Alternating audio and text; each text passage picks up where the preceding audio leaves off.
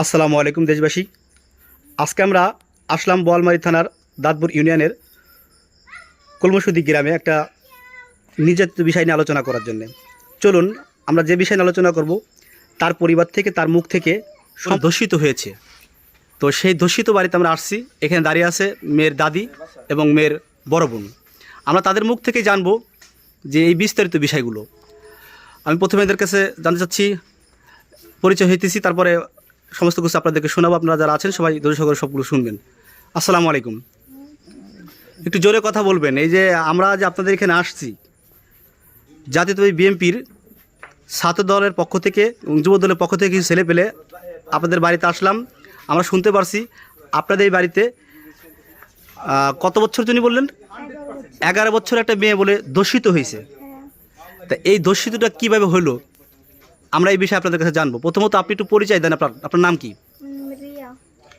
এটা আপনার ঠিকানা কোথায়? আপনার বাপের নাম, আপনার গ্রামের নাম, ঠিকানা একটু বলেন। গ্রামের নাম কমলপুর, নাম মঙ্গল। আর তারপরে আপনার এই যে দর্শিত যে মেয়েটা হয়েছে, আপনার কি হয়? ছোট বোন। আপন ছোট বোন? হ্যাঁ। ওর বয়স কত? 11 বছর। আসলে এই বিষয়টা কিভাবে ঘটছে একটু বলেন তো আমাদেরকে। হ্যাঁ বলেন। এই যে লোকটা ধরছে তার বাড়ি কোথায়? তুমি বলো তো একটু, তার বাড়ি কোথায়? কোন গ্রাম তার বাড়ি? গ্রামের নাম কি? একই গ্রাম? তোমাদের বাড়ি থেকে কয় বাড়ি পড়ে? 3 বাড়ি পড়ে। উনার নাম কি এবং টোটাল নামটা বলো তো, পুরো নাম? মুকুল শেখ। ওনার বয়স কত? 55 বছর। আর মেয়ের বয়স? 11 বছর। নাউজবিল্লাহ। চিন্তা করছেন কি অবস্থা, যে 11 বছর মেয়েকে আপনার 55 বছর এক মুরব্বী বয়স্ক, বাপের বয়সের উপরে, দাদার বয়স, তারে দর্শন করছে। এবং শুনতে পারছি উনি বলে 3 মাসের অন্তঃসত্ত্বা। এটা কি সত্য? এটা কি আপনাদের কাছে ডাক্তার রিপোর্ট আছে? আল্লাহু আকবার। দেশবাসীর কাছে আমি লজ্জিত। আজকে আমরা যারা বিএনপি দল করি, জাতীয়তাবাদী দল করি, ছাত্র দল, যুব দল, মূল দল, স্বেচ্ছাসেবক দল, আমরা চাই না আমাদের দেশে এরকম ওই আসিয়ার মতো আরও এরকম অনেকের ক্ষতি হোক। আসলে আমরা এই পরিবারের পাশে দাঁড়াতে চাচ্ছি। আপনারা এই বিষয় নিয়ে থানা কিংবা এলাকার চেয়ারম্যান মেম্বার কাউকে জানাইছেন? চেয়ারম্যান কি করছে এটা বিষয় নিয়ে? এই বিষয় নিয়ে বলো, কি করছে তুমি বলো।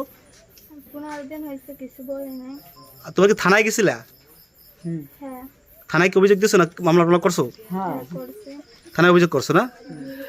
তা আমরা জানতে পারলাম যে ওনারা এই বিষয় নিয়ে থানায় অভিযোগ করছে এবং মামলাও করছে, এবং চেয়ারম্যান আছে এলাকার, উনি কোনো উদ্যোগ নেন না এখনও। তো যাই হোক, আমরা যেটা জানতে পারলাম এই পরিবার থেকে, ওনার বাবা ওই যে মেয়েটা অসুস্থ তাকে নিয়ে ফরিদপুর গেছেন, ওনার বাবা নাই। তা ওনার দাদির সাথে আর তার বড় বোনের সাথে আমরা কথা বললাম।